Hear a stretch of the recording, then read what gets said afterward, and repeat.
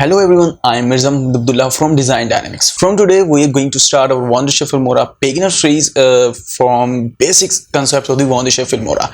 So this course especially for those people who cannot learn any other complex software like the Premiere Pro and the Fusion. These are the very basic concepts, and we will start it from scratch, and then we will go to advanced techniques. So today we are going to start our lesson 1 of the Wondership Filmora beginner series. In this lesson we will learn about the basic interface of the Wondership Filmora. So how Filmora looks in Filmora 12 version. So we will discuss it on the computers again. So without any further delay, let's get started.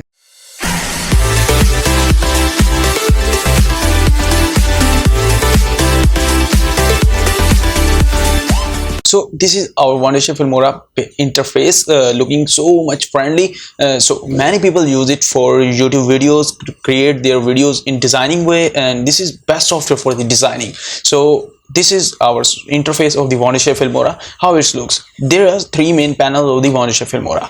First is import panel, and where we place our raw files. So what are raw files? Raw files are that files that we record and we collect from our references and from different websites of the Googles. These are raw files which we will compose it in the timeline of the Wondership Filmora. And the second part of the Wondership Filmora is timeline. Timeline is that part in which we place all of our raw components and place in and edit in this portion,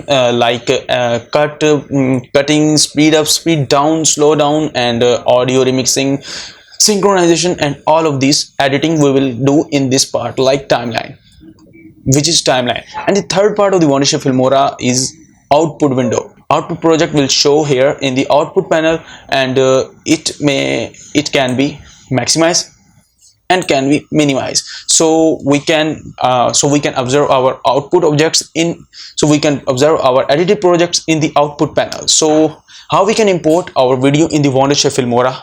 How we can import any media in our Wondership Filmora? Only go to the import panel and just click here, and there will be our footages. We can select any of the file which we may have to import in Wondership Filmora.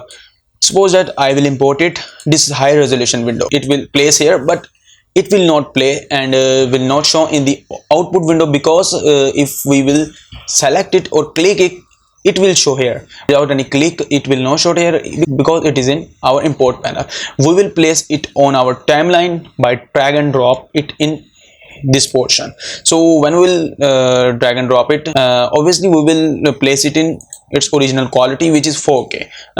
Remember that by selecting this, there will be our property panel in which it will show many of our properties like scale up, scale down, position along x-axis and y-axis. If we deselect it, it will show our project properties like resolution 4096 cross multiplied 2160, means 4K, frame rate 23.97 fps frame per second.